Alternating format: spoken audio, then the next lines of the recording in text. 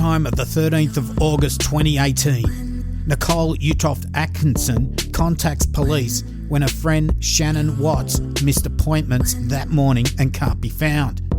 Chris Watts, Shannan's husband, arrives at the home to meet police. No one will believe what unfolds from here. This is the Watts family murder case. Hi, I'm your host Cambo. Grab a beer and pull up a deck chair. This is True Crime Island, another true crime podcast.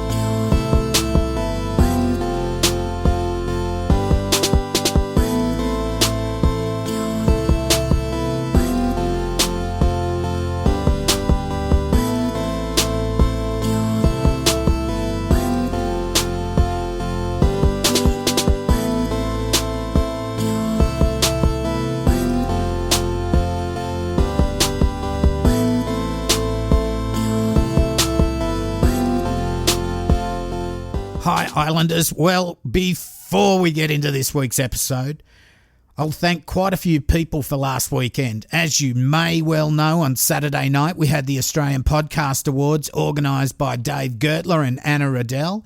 It was a great night and the Island was a finalist in the independent true crime category and also a finalist in the most popular podcast. Thank you for voting in the popular vote as we came a close second to the winners, the Shameless Podcast, and congratulations to them.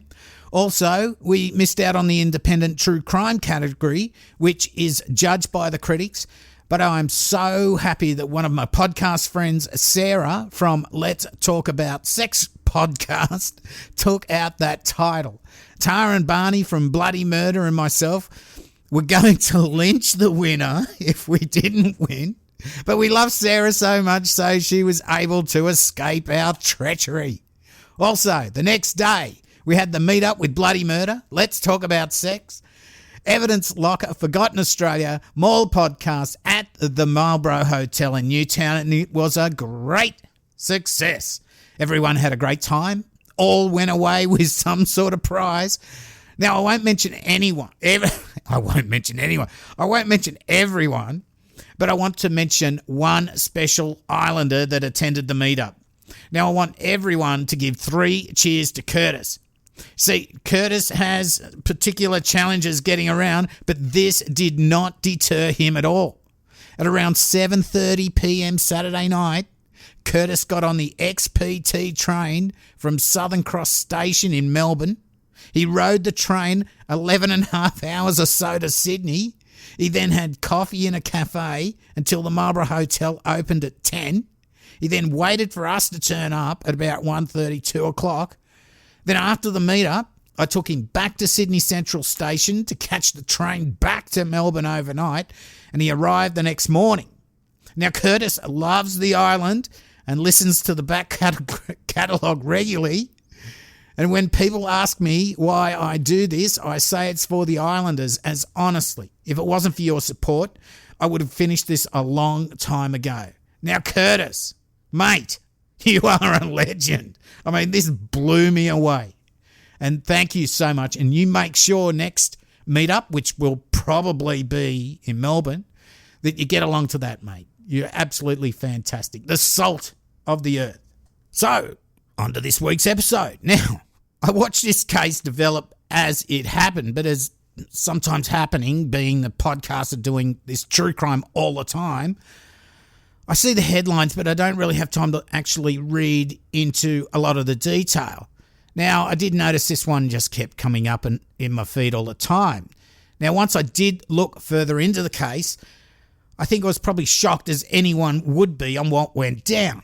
Now, if you're familiar with this case, I probably won't tell you anything you don't know already, but you probably want to hear my take on it anyway. So for those that don't really know much about it, you are going to be disgusted at what people can do, and in this case, the closest people to you, what they can do. So let's get into it. This case is about the Watts family from Frederick, Colorado. I'll get that right. A family of 4 plus 1 on the way, made up of Chris Watts, born in 1985, Shanann Watts, his wife, born 1984, Bella, their 4-year-old daughter, and Celeste, the youngest daughter at 3 years old. At the time when this goes down, Shanann is in her second trimester, or 15 weeks, with baby boy Nico. Chris worked at Anadarko Petroleum Corporation, doing work on their oil facilities. Anadarko is one of those oil companies that for years destroy the environment in search of profits and end up being fined a tiny, tiny percentage when taken to court on these matters. Now, don't get me raging about this. Anyway, he worked there, and Shanann was a work-at-home mum selling multi-level marketing products to help pay the bills and to look after her 2 daughters. She'd previously been an HR rep at a hospital. Now, it's good to see her stay at home to raise the kids.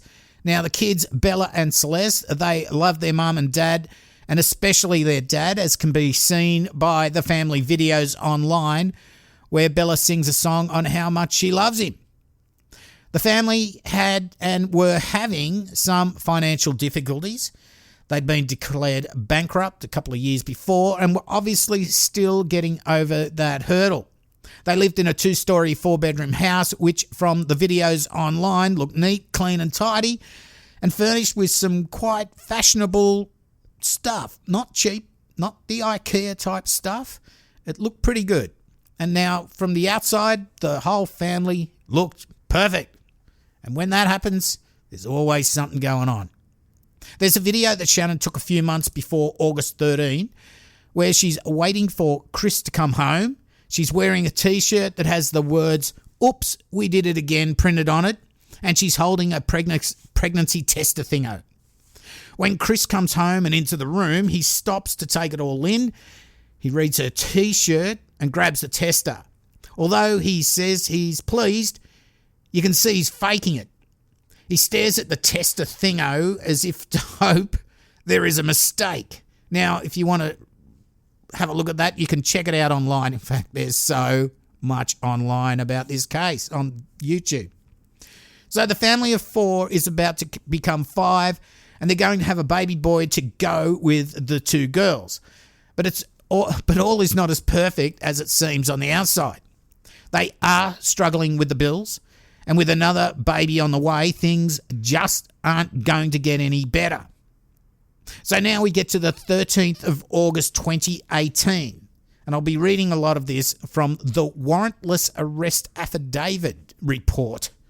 Now, the first person to think something was not right was Shannan's friend, Nickole Utoft Atkinson. Nickole became concerned because Shanann was not answering her phone calls or text messages, and also missed her doctor's appointment that was scheduled, I'll get that out in a minute, for 10 a.m. Nickole went to Shannan's residence and discovered her car in the garage with the car seats positioned inside of it. Nickole attempted to enter the front door, but a latch prevented it from opening more than 3 inches. Nickole called Chris Watts and requested he come home to check on Shanann, as she believed Shanann may be suffering or passed out due to some medical condition. Nickole also called police to do a welfare check, or CWB, a check well-being, and at approximately 1:40 p.m, Officer Coonrod was dispatched to 2825 Saratoga Trail, Frederick. Nickole stated she dropped Shanann off at her residence at around 1:48 a.m. that day after returning from a business trip that took place in Arizona. Nickole stated Shanann was 15 weeks pregnant and was not feeling well during the trip. Upon arrival, Officer Coonrod checked all windows and doors, including the rear slider door, and discovered all of them were locked with no way into the house. Officer Coonrod contacted Chris Watts and asked for the code to the outside garage door keypad. Chris stated it didn't work, but that he was only 5 minutes away. When Christopher arrived, Officer Coonrod entered the home with Chris's consent in an attempt to locate Shanann and their 2 children, but discovered they were not in the home. When questioned by Officer Coonrod, Chris said Shanann arrived home from her trip around 2 a.m. Chris said he woke up at around 5 a.m. and began talking to Shanann about marital separation and informed her he wanted to initiate the separation. Chris stated it was a civil conversation and that they were not arguing, but were emotional. Yeah, okay. Chris stated around 5:27 a.m. he backed his truck up to the garage door to load up tools and left for work, and that Shannan was in bed when he left. Chris said Shannan told him she was going to a friend's house later that day with their 2 children, but didn't know the friend's name. Chris, who works for Anadarko, stated he went to a job site near Hudson to check on it. At Officer Coonrod's request, Detective Baumhover responded to the scene and arrived at approximately 2:35 p.m. Upon arrival, Detective Baumhover was briefed by Officer Coonrod and also learned Shannan's personal effects, including her cell phone, purse, wallet, and medication, were located in the house.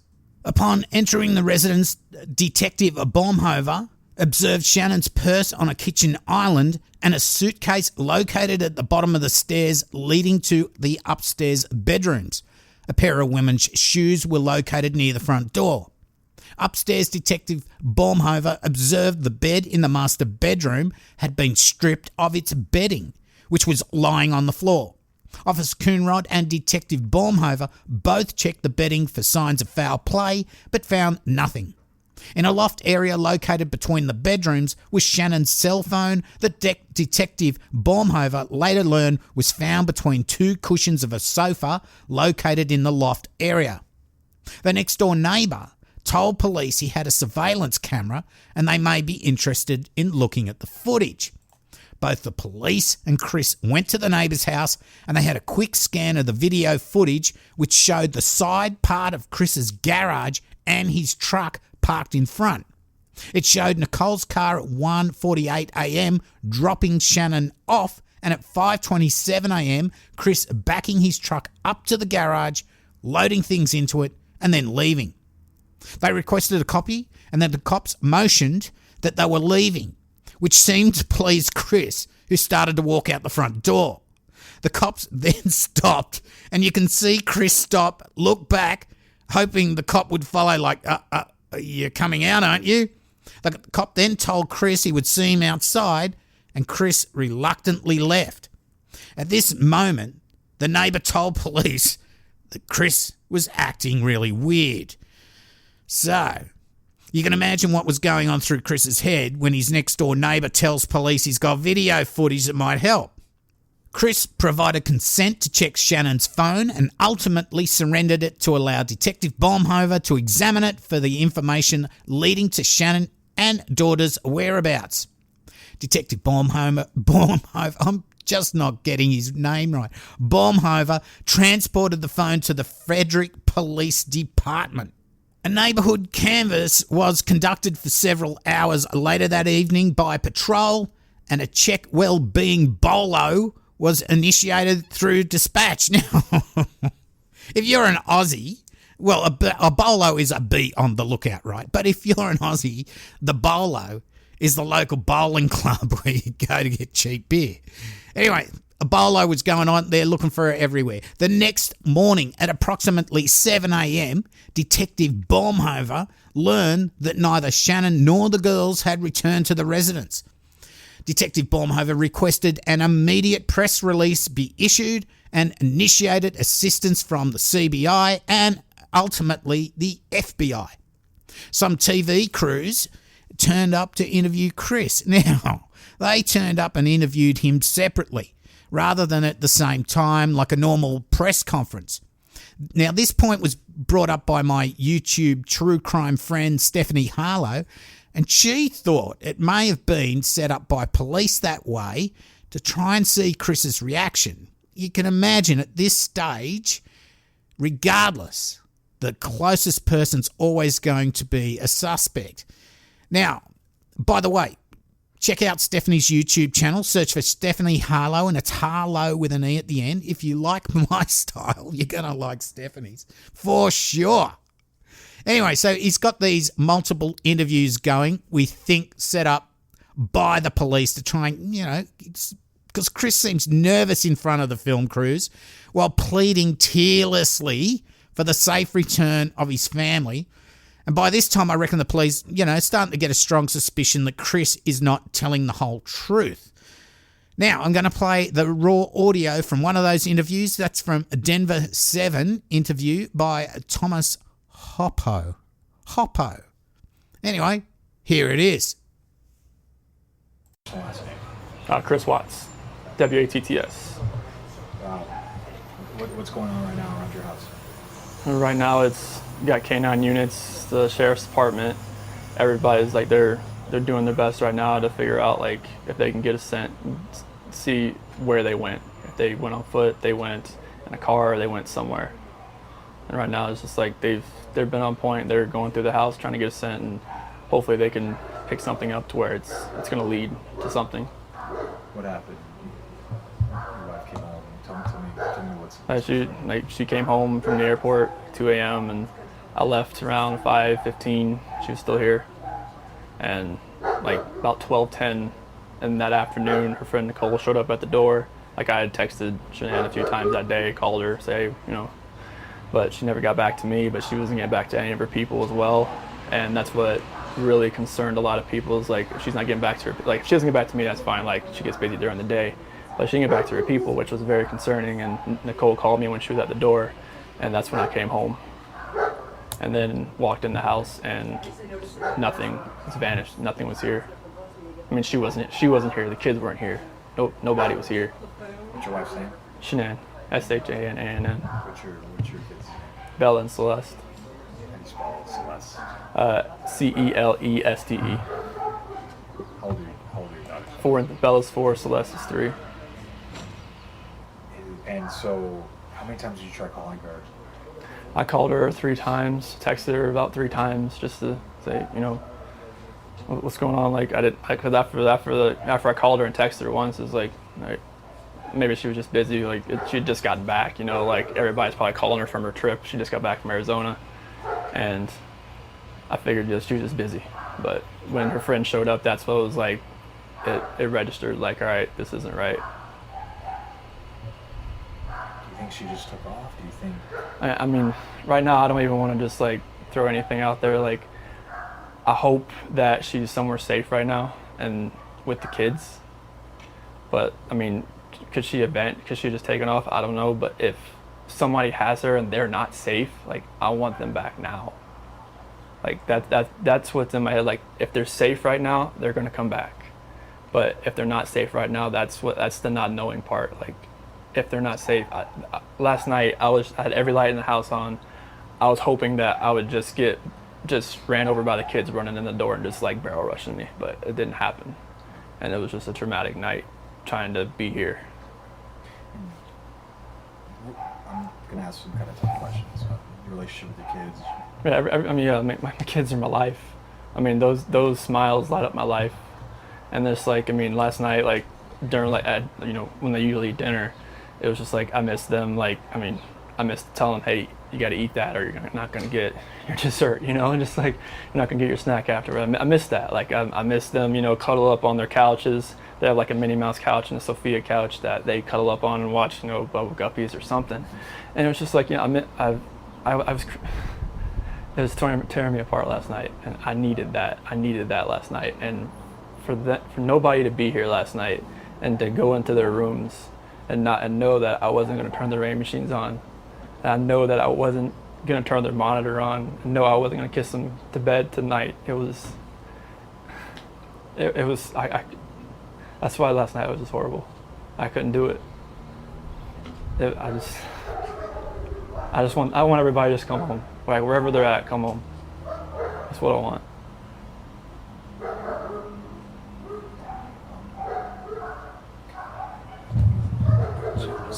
Where was she gone for? She was on. She came back Sunday. You said that to you at night. Yeah, because her flight got delayed from Arizona because of like other storms around the nation. So she's supposed to get home at like 11. She got home at like 1:48. She got in bed about 2. What was she going for? Like family trip or what? It was a Thrive direct sales. It was a local event that was down there between a bunch of leaders in the company. And that day she was back. I mean, I left work early that morning, like 5:15, 5:30. So like she barely gotten into bed pretty much. And this might be a tough question, but did you guys get into an argument before she left? It wasn't like an argument. We had an emotional conversation, but I'll leave it at that. But I just want them back. I just want them to come back. And if they're not safe right now, that's what's tearing me apart. Because if they are safe, they're coming back. But if they're not, this has got to stop. Like, somebody has to come forward. You spoken to her family, like her parents? Yeah, they've been in constant contact, like every hour. I mean, everybody back in North Carolina and the East Coast. I mean, from Maine to Florida. What is her parents saying to you? They're just like if they need to get on a flight, just let them know. Because I mean, they feel helpless right now because they're on the opposite side of the country. I mean, Colorado is. I mean, you can't just drive around and look. I mean, it's just like you wouldn't really know what you're looking for. That's what the cops pretty much told me. That first day, I was like, I want to get out and drive around this. You wouldn't know what to look for. Last couple questions. What does law enforcement, what have the police or the sheriffs or your neighbors, what's police saying to you? Right now, this is what they're doing right now is with the canines in the sense. I think this is the biggest thing. This is the biggest thing they've done so far because yesterday Frederick Police Department did all the searching of the house and tried to gather whatever information they could. And with the detectives, officers, and sergeants, and today it's, I mean, obviously with all the activity that's around, there's a lot going on around here, and I really hope that all this can lead to something positive. What did your neighbors, did they see anything? Did your neighbors see anything? No, like the police department went door to door asking, like, cameras and everything, just like nothing. And my last question, if you have any of them, so feel free to step in. My last question is, if your wife can see this, if she can watch this, what would you like to tell your wife and your kids? Shanann, Bella, Celeste, if you're out there, just come back. Like, if somebody has her, just please bring her back. I need to see everybody. I need to see everybody again. This house is not complete without anybody here. Please bring her back.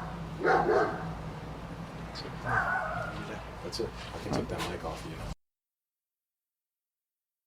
Oh my God. Fuckity fuck. What a bullshitter. I want them back now. It's all me. No mention of his unborn child either. He looks so calm, although a bit nervous. Not distraught like you'd expect most people would be. And again, no tears.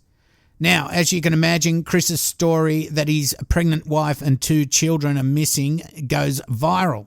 As his story is played out on all the TV channels, one person takes particular notice. It's Nickole Kessinger, who Chris has been having an affair with for the past couple of months. She thought that Chris was already partway through getting a divorce. She knew he had 2 kids, but didn't know that Shannan was 15 weeks pregnant. So she contacts police. As they do, they interview Chris Watts on the 15th of August, and he sticks to his story that Shannan came home in the morning, they later talked, and he told her he wanted a divorce. They didn't argue, rather they had an emotional discussion. He left for work later and blah, blah, blah. When asked if he was having an affair, he said no. Now, police know he's lying about the affair, so they organise a lie detector test. You can watch this on YouTube. He fails it miserably and is told so straight away. This leads investigators pressing him for the truth, and eventually he asks if he could talk to his father first.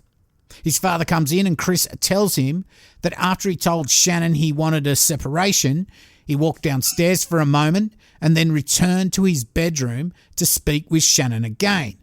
While in the bedroom, via a baby monitor located on Shannan's nightstand, he observed Bella sprawled out on her bed and blue, and Shannan actively strangling Celeste. Chris said he went into a rage and ultimately strangled Shannan to death. His father looked shocked but seemed supportive of his son, and what a terrible thing that had happened to him. Well, he then tells police this story and then goes on to show them where he buried their bodies. Chris said he loaded all 3 bodies onto the back seat of his work truck and took them to an oil work site. Chris said he buried Shannan near 2 oil tanks and dumped the girls inside each of the tanks. I mean, what the fuck? Why not just call police and tell them what happened? Why try to hide the bodies? Well, of course, that story was only partly true. What he would eventually confess is that he killed Shannan after an argument regarding divorce.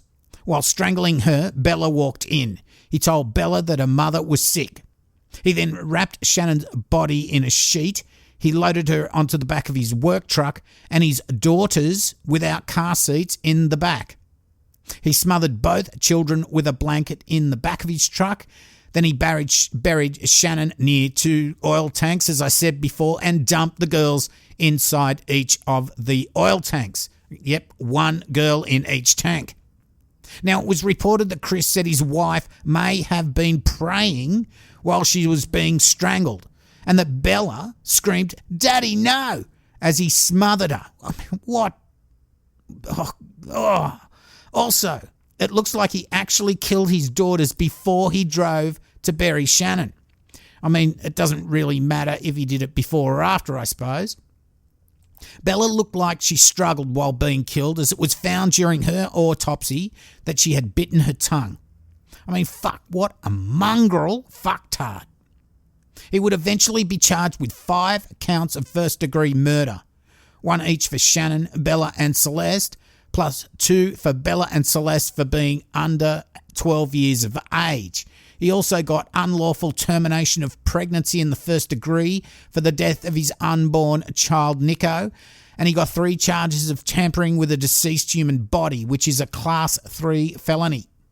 Chris Watts would eventually plead guilty to all charges, and the family for Shannan told prosecutors that they did not want him to get the death penalty, as they believed that no one had the right to take another's life. He would get life for the murders, and he also received an additional 48 years for the unlawful termination of his wife's pregnancy and 36 more years for crimes related to his disposal of the bodies. He is not eligible for parole. So, let's go over this a bit. Here's this guy that has a wife that loves him, 2 beautiful daughters that adore him, plus a son on the way.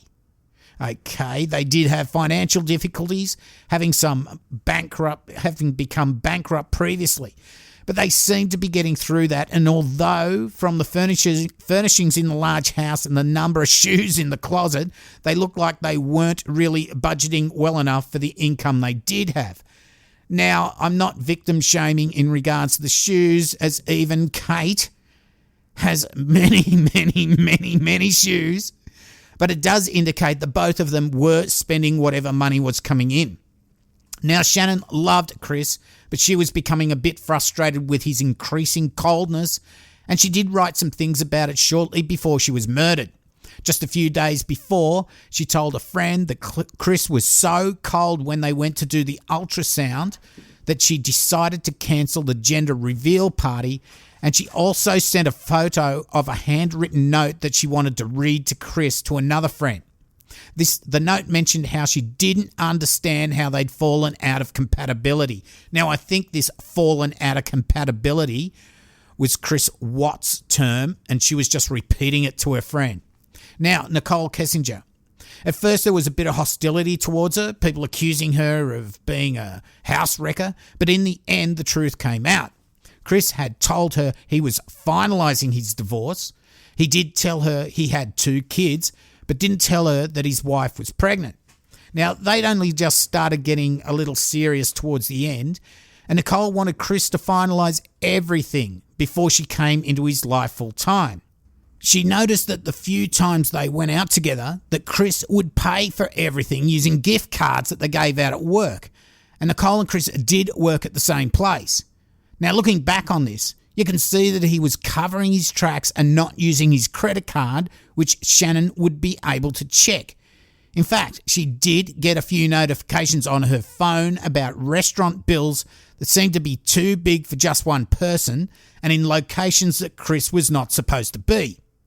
And just a day or two before he murdered Shannan and his kids, he did use his credit card when going out with Nickole. Now, this indicates to me that he had finally made up his mind to dispose of his existing family and hook up with Nickole, basically hitting a reset button. Now, he didn't care if Shannan found out where he was spending the money at this stage. Nickole did go to his house twice for a short time, and she felt extremely uncomfortable there as she did see a picture of Shannan and the kids. She wondered why he wanted to leave such a beautiful wife and a loving family and all that stuff to get with her and start again. So she was far from a homewrecker. She was quite the opposite. She had a lot more respect for Shannan than Chris did. She thought the marriage was nearly finished, whereas Chris hadn't even started talking about it to his wife in any real detail at all until maybe the last few days or even the night before. Nickole even breaks down and cries during one of the police interviews when she thinks about the two daughters and Shannan being pregnant. More tears than Chris ever shed. I've known people like Chris that make sure that they have a new partner lined up before they drop the bombshell on the existing partner, like they can't be single for even a day. Chris seemed to see that the only way forward with Nickole was to make his family disappear. Honestly, if it wasn't for both Nickole, Shannan's friend, who raised the initial alarm just hours after noticing something wrong, and Nickole, Chris's new girlfriend, going to police at such an early stage to tell them about the affair, he may have had time enough to sort things out and he may have gotten away with it. Again, like the Brian Williams murder and the Peter Chadwick episodes from the last two episodes, Chris Watts' plan fell apart. In his case, events went so quickly for him and he was scrambling to cover his tracks. His story that Shannan killed the kids and he killed her in a rage soon fell apart when it was found he was having an affair, and police got into his house so quickly that they found Shannan's phone and purse, and even her medicines were left behind, not something you would do if you were walking out on him. But Chris had no time to clean up, and he eventually confessed, of course, to murdering them all. What a sick fuck when you see how his kids adored him and how he had a little boy on the way. What sort of cunt are you, Chris Watts? It would have been so much better if you just walked away and topped yourself. Not that I'm condoning suicide, but this guy is just scum of the earth. And he won't get out of prison at least. He will die there. Again, another senseless clusterfuck murder of innocent people that did nothing to deserve their fate. And to dump the kids in the oil tanks. What a piece of shit. Look, I can go on and on and on about what a cunt this guy is. Just a narcissistic fuck. But I'm going to leave it there. If you want to see more detail, there's so much on YouTube. There are body cams of the initial police that turned up for the welfare check, all the dogs going through the place, TV interviews, and then all the police interviews plus court proceedings. That's about it for this week. I did get a bit of Cambo rage, but Jesus Christ.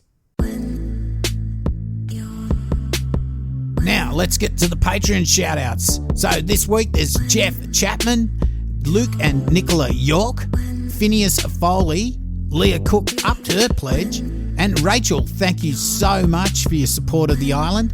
Now, if you have qualified for a mug or t-shirt award, I do email you beforehand, so please check your email and get back to me. Also, if you've done that but still have not received anything, please let me know so I can track it, as there have been a couple of things not show up in the post. If I have missed you, please let me know, as well as I do make mistakes. So, to become a patron, please go to patreon.com/True Crime Island, where for as little as $1 a month, you too can help support the island. Also, if you want to make a one-off donation, you can go to paypal.me/True Crime Island. If you want to send crypto, email me. I'll let you know the details. I'll give you the address. Also, I'm just about out of koozies. I think I've got one or two left. I gave them all out during the weekend. But I do have keychains, stickers and lapel pins. If you need any of those, contact me, cambo@truecrimeisland.com, and you can use that email to contact me directly for anything. All the links are on the webpage truecrimeisland.com. Search for True Crime Island on Facebook, Instagram and Twitter. Join the closed group on Facebook. We have a promo this week for the Unseen podcast. Now, that's a podcast dedicated to UK missing people and unresolved cases. So stay tuned to the end for that. So, that's it. I'd like to just say again, there's a big shout out to Curtis and lots of love to Maggie James. So I'm your host, Cambo. You've been listening to True Crime Island, and as I always say, don't forget to delete your browser history. Good night, and boom fuckalunga.